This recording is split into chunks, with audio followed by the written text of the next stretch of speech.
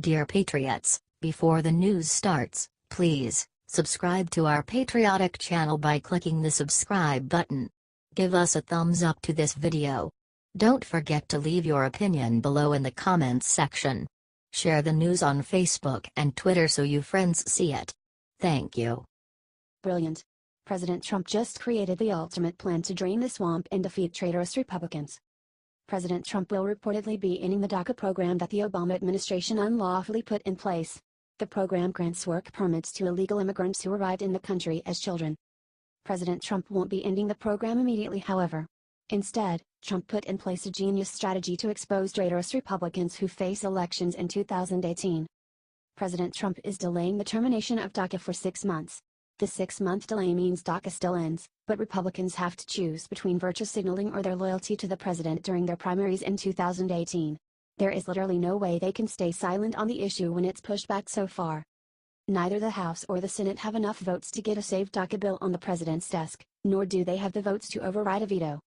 By pushing the termination of the program back 6 months, Trump is forcing GOP hypocrites to expose themselves right as people start paying attention to the elections in their state. The DACA program will end in April, only a month before May, which is when most primaries are held. There is no way the issue won't come up during debates, town halls and press conferences. Every single Republican in Congress railed against Obama when he made this unconstitutional move. Now we will see who really meant it. If ever there was a way to drain the swamp, this is it.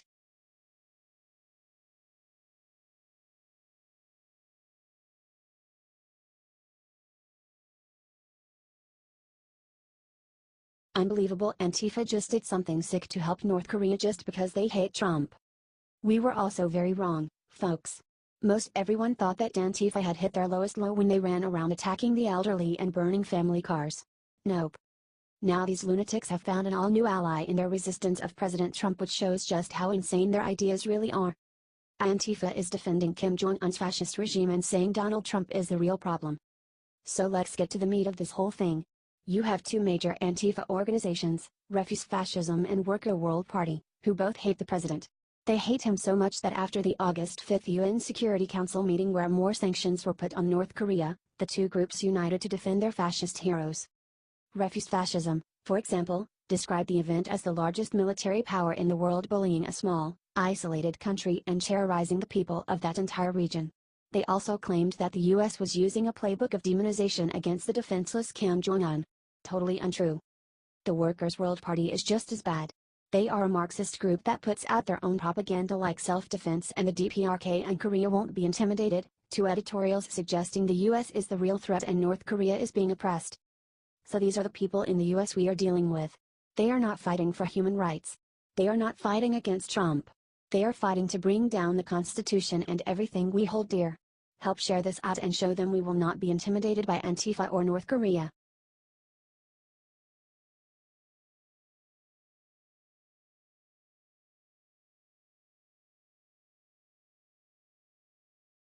IT's on. James Mattis just put the fear of God in North Korea with two terrifying words. Defense Secretary James Mattis isn't playing games when it comes to the threat from North Korea. After North Korean leader Kim Jong-un tested a hydrogen bomb, Secretary Mattis had only 2 words to describe what is about to happen to his country. Total annihilation. Defense Secretary James Mattis warned Pyongyang against aggression against the United States or its allies, saying it would trigger a unified world response in what he termed the total annihilation of a country, namely North Korea. Any threat to the United States or its territory, including Guam, or our allies, will be met with a massive military response, a response both effective and overwhelming, Mattis told reporters in the White House driveway. Kim Jong-un should take heed in the United Nations Security Council's unified voice. All members unanimously agreed on the threat North Korea poses and they remain unanimous in their commitment to the denuclearization of the Korean Peninsula. Because we are not looking to the total annihilation of a country, namely North Korea, but as I said we have many options to do so. Due to a failed nuclear agreement made during the Clinton administration, North Korea's nuclear capabilities have grown extensively. North Korea advanced its program throughout the Bush and Obama administrations, bringing the U.S. to the risky situation it now faces. Unlike Obama, James Mattis and President Trump are men of action, and they will not sit idly by while American lives are put at risk. Those days are over.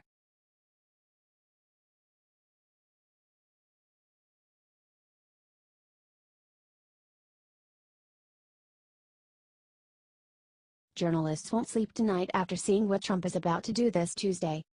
According to Politico, President Trump will end the Obama-era program that granted work permits to undocumented immigrants under the DACA program. Trump is fulfilling his promises. The administration has worked tirelessly to scrap the program despite the opposition from the Republicans in the House and Senate.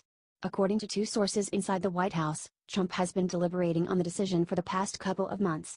It was Jeff Sessions that finally convinced him to terminate the program and put in the hands of Congress.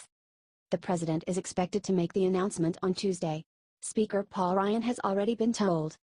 Florida Senator Marco Rubio said that Congress needs to protect the Dreamers. My hope is that as part of this process we can work on a way to deal with this issue and solve it through legislation, which is the right way to do it and the constitutional way to do it, Rubio told CNN in June.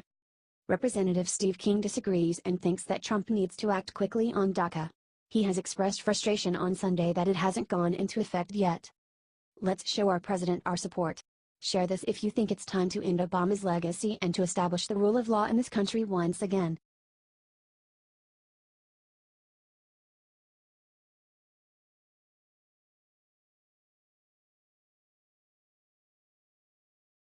Shock attack. Nikki Haley just said the 3 words North Korea was praying she wouldn't say.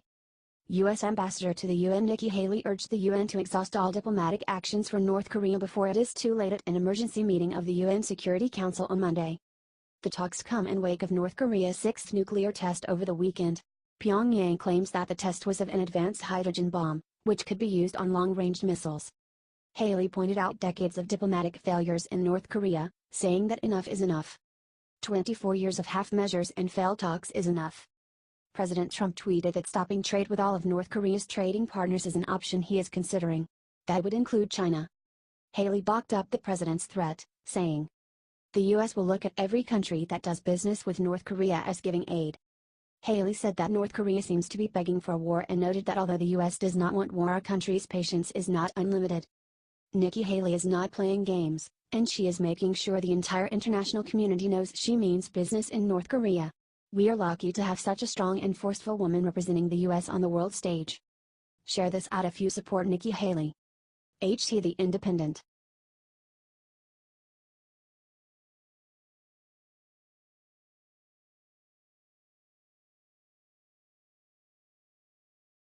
Shutdown. Disgusted Chuck Grassley just gave Comey the worst news of his life.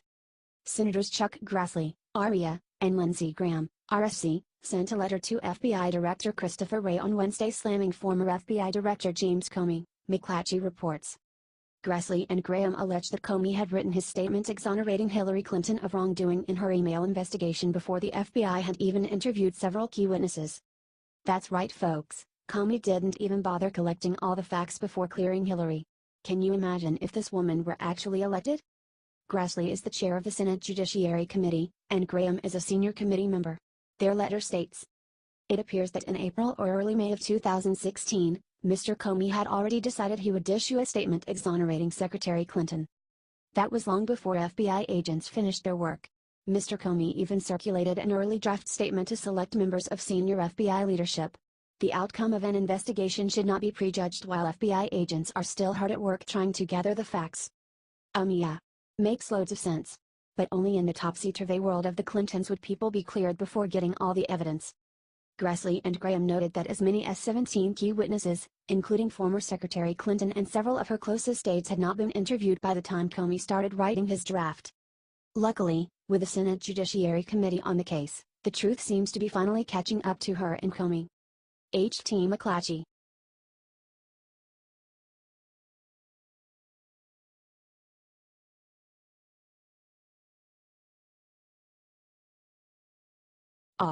Barron Trump is about to get an incredible surprise at the White House very soon. 3 portraits are on their way to the White House: a painting of President Trump, First Lady Melania Trump, and a very special portrait of President Trump hugging his youngest son, Barron. The portraits were a gift from Barry Wingard, an artist and Trump supporter. Wingard contacted Congressman Mike Kelly, who helped get the paintings delivered to the White House. Originally only the 2 paintings of Melania and President Trump were planned, but when Rep. Kelly and one of Trump's staff members saw the portrait of the president hugging Barron, they knew they had to have that one too. The portrait is from a picture of the father and son at the Republican National Convention in 2016. This could be the first portrait of a president and his son to ever be hung at the White House. It's unknown where the portraits will be hung in the White House. That will be decided by President Trump and the First Lady. This painting is so sweet, and something the father and son will surely cherish the rest of their lives. Love the first family? Share this loud and proud, patriots. HDTMZ.